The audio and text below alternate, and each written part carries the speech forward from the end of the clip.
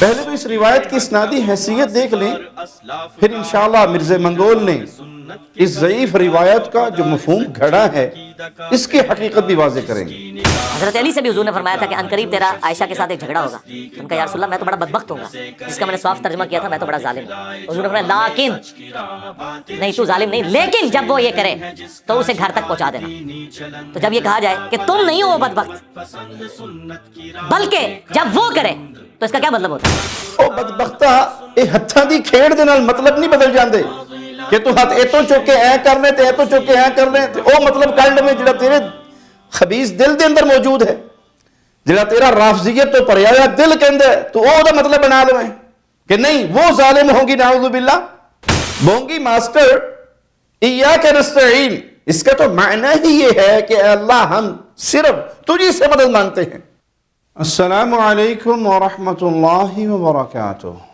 ان الحمد للہ نحمده ونستعینه ونستغفره ونعوذ باللہ من شرور انفسنا ومن سیئات اعمالنا من يهده الله فلا مضل له ومن يضلل فلا هادي له اشهد ان لا اله الا الله وحده لا شريك له واشهد ان محمدا عبده ورسوله اما بعد۔ انجینئر محمد علی مرزا رافضی ایک عرصے سے ایک ضعیف روایت کو بنیاد بنا کر زبردستی سیدہ کائنات عائشہ صدیقہ سلام اللہ علیہا کو نعوذ باللہ ثم نعوذ باللہ بدبخت اور ظالمہ قرار دیتا ہے۔ حالانکہ اس ضعیف روایت بلکہ کسی بھی ضعیف روایت میں سیدہ کائنات عائشہ صدیقہ رضی اللہ تعالی عنہا کو ظالمہ نہیں کہا گیا۔ ہاں، روافض صدیوں سے من گھڑت روایت کی بنیاد پر امی عائشہ رضی اللہ تعالی عنہا پر یہ بہتان لگاتے چلے آ رہے ہیں۔ مرزا منگول رافضی بھی اسی راستے پر چل رہا ہے۔ اپنے 5 الزامات والی تقریر میں 48 منٹ کے بعد اس نے جو بکواس کی ذرا اس کو سنیے۔ اور کئی ایک احادیث ہیں، اس میں تو حضرت علی سے بھی حضور نے فرمایا تھا کہ عنقریب تیرا عائشہ کے ساتھ ایک جھگڑا ہوگا۔ تو ان کا یا رسول اللہ میں تو بڑا بدبخت ہوں گا، جس کا میں نے صاف ترجمہ کیا تھا میں تو بڑا ظالم ہوں گا۔ حضور نے فرمایا لیکن نہیں، تو ظالم نہیں، لیکن جب وہ یہ کرے تو اسے گھر تک پہنچا دینا۔ تو جب یہ کہا جائے کہ تم نہیں ہو وہ بدبخت، بلکہ جب وہ کرے تو اس کا کیا مطلب ہوتا ہے؟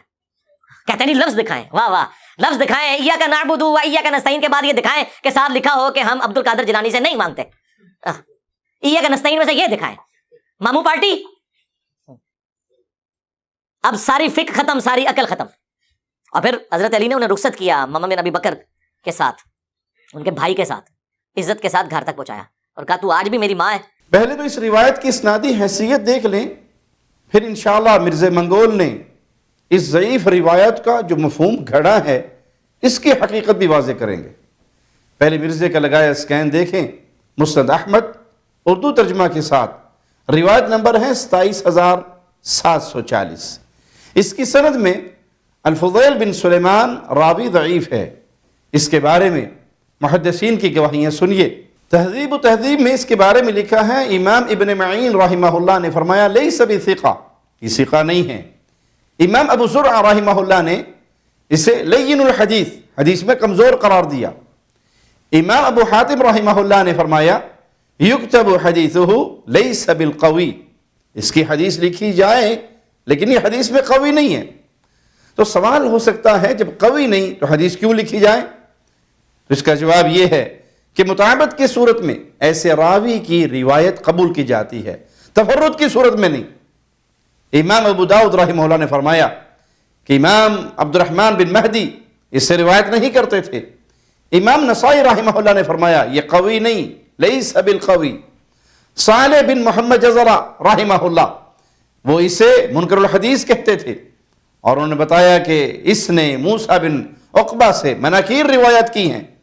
امام زکریا ساجی رحمہ اللہ نے فرمایا، ابن معین نے کہا لیس ہوا بشیء، یہ حدیث میں کچھ بھی نہیں، یہ صدوق تھا اور اس کی روایات منکر تھی۔ امام ابن قانی نے اسے ضعیف قرار دیا۔ امام ابن حبان رحمہ اللہ نے اسے ثقہ کہا۔ علامہ البانی رحمہ اللہ بھی اس راوی کو ضعیف قرار دیتے ہیں۔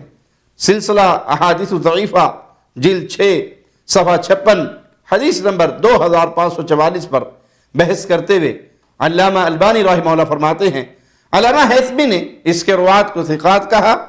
اس کے بعد علامہ البانی نے فرمایا یہ بات دو وجہ سے محل نظر ہے۔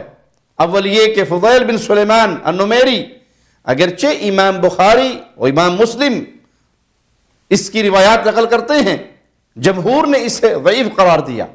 ابن حبان کے علاوہ کسی نے اسے ثقہ نہیں کہا، بلکہ ابن معین نے تو کہا یہ ثقہ نہیں ہے۔ فضیلت الشیخ علامہ زبیر علی زئی رحمہ اللہ نے اسے ضعیف قرار دیا۔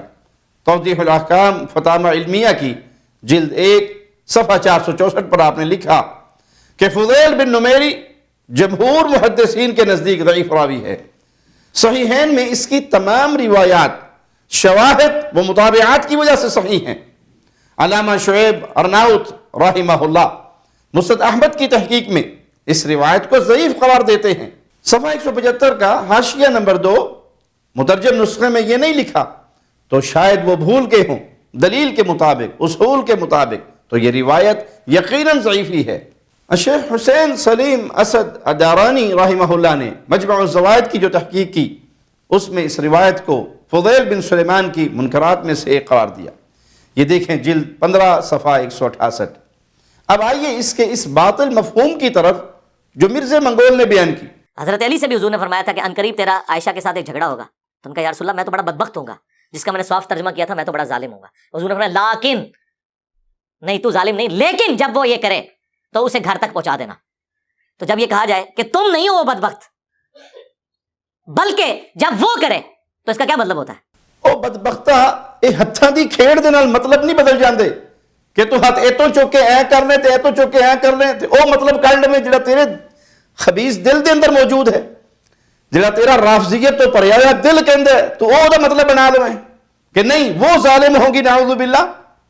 اصل مفہوم بس اتنا ہے کہ آپ شقی نہیں ہوں گے، لیکن جب بھی ایسا ہو تو ان کے ادب و احترام کو سامنے رکھتے ہوئے تم نے لڑنا نہیں، ان کو ان کے امن کے مقام پر پہنچا دینا ہے۔ یہ روایت ضعیف ہے، ثابت ہی نہیں۔